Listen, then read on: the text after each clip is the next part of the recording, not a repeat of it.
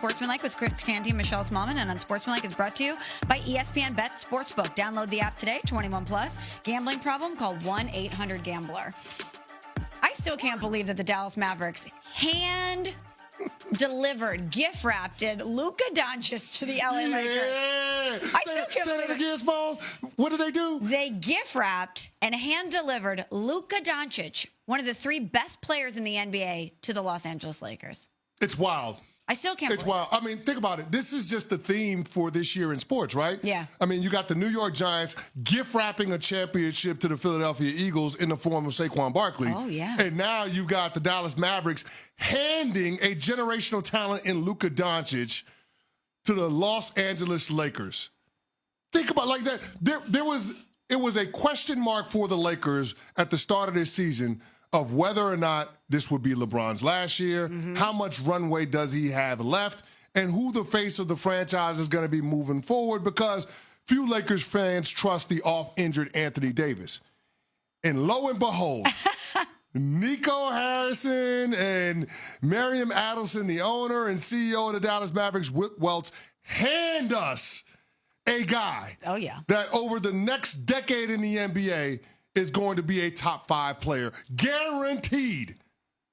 I mean, Christmas came early for us. It did. Or late, depending on how you look at it. Trade deadlines in February, Christmas in December. I don't know how you want to look at it. But Christmas came early for the Los Angeles Lakers in the form of Luka Doncic. And in a year where the team was middling, you got a jolt because you're getting a top 3 player in the world and you're pairing him with the second greatest player of all time. And that's a gift that keeps on giving and will continue to give. Oh, my gosh. And I'll never forget where I was, Cece, when I got the push notification from ESPN.com on my phone that the move was made. Everybody thought it was fake. We thought it was a Saturday night in the cloak of darkness, as you always say. In the cloak of darkness, we thought that Shams Charania got hacked. We were like, what is going on? No one believed it. We were thinking, how could Nico Harrison, Dallas Mavericks GM, move one of the 3 best players in the world, who's in his 20s, who just took the team to the finals last year? Well, Nico Harrison finally spoke out about this. He, along with new Mavs CEO Rick Welts, they had an hour-long session yesterday, CC, with a select group of Dallas-based media. They didn't record it, but they went through all the ins and outs of the Luka Doncic move. And here is the headline that has everyone talking. Nico Harrison said this: "There's no regrets on the trade. Part of my job is to do the best thing for the Mavericks, not only today, but also in the future. And some of the decisions I'm going to make are going to be unpopular. That's my job, and I have to stand by it." Initial reaction to Nico's words here. Well, if you have to stand by it, why can't the media come in and use recording devices? Why can't they put you on camera? That's not accountability, being able to have select media members and then not having any recording devices, no cameras. You're curating a press conference and you're not allowing the media to keep an actual record.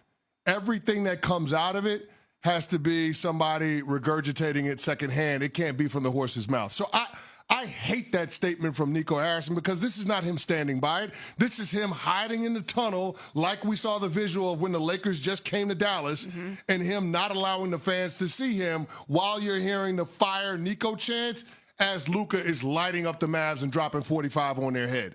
I hate this from Nico Harrison. The trade was bad enough, but not allowing the media to ask the tough questions, not standing in front of it and owning it in terms of it not working out in the short term, that's not the job of the general manager. That's really disappointing from Nico Harrison. That's not leadership. And let's be clear about one thing. Right now, where the Dallas Mavericks are at, they need leadership. This is a leadership moment. And if you're not going to get it in the way of players that just got there, they need to get it in the way of their executive. They need to get it in the way of their coaching staff. And so far, the former is not holding up his end of the bargain. I've kind of been all over the map when it comes to the way I perceive Nico Harrison and not only the move, but the way he went about this yesterday. So I'm with you on it not being on film, etc. They're in a position right now, the Dallas Mavericks, where they're trying to win back their fan base. I don't think it's hyperbole to say the Dallas Mavericks fans hate this person. They hate their own organization. When it was the Lakers versus the Mavericks, that whole place was cheering for the Lakers because they're cheering for Luka Doncic. Yeah.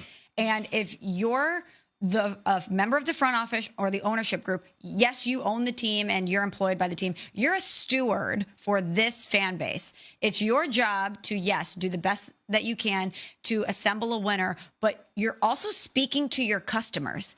And right now, your customers are very mad at you.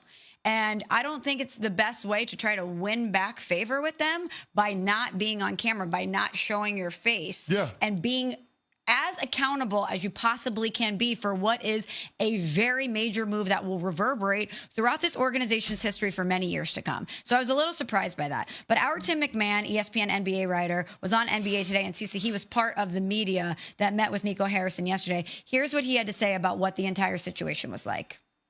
Rick Welts, the new CEO of the Mavericks, was also there. He really wanted to discuss potential plans for a new arena in Dallas next decade, but folks just kept going back to peppering Nico with questions about this trade that he made, the Luka Doncic deal. And hey, Nico doubled down, he tripled down, he quadrupled down. I could go on. I ran out of fingers counting how many times that he said defense wins championships. So he's sticking with that. Defense wins championships. Clearly, Nico Harrison is trying to get across that there were things that were happening behind the scenes that we may never be fully privy to. And he felt so convicted that investing in Luka Doncic for the future was not a wise move for this organization. Yeah. He kept reiterating defense wins championships. He's reiterating that he has to do things sometimes that are very tough and unpopular, but that's his job.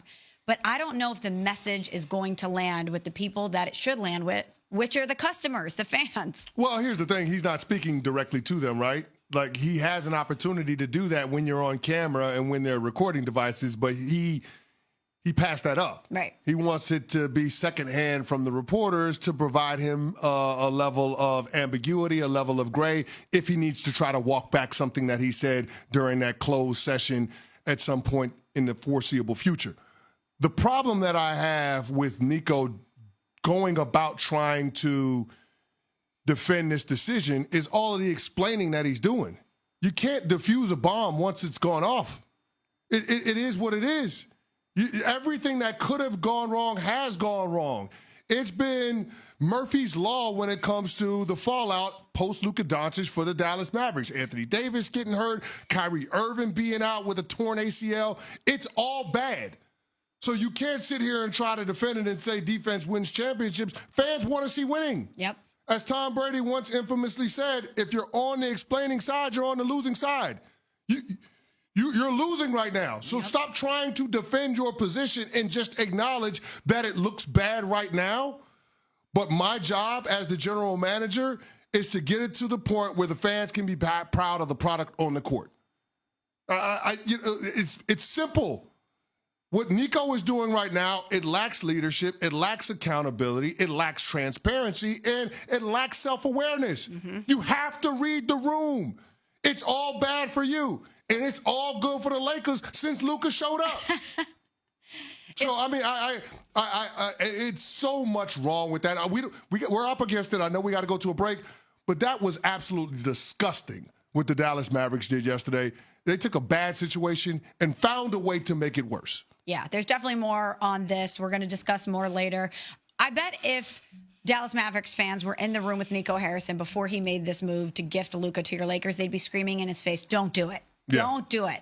And we have that same message for a few NFL teams as we head to the draft. We're going to explain. But first, Cece has this from GNC. GNC knows you're not always feeling it at the gym, but don't get down, get lit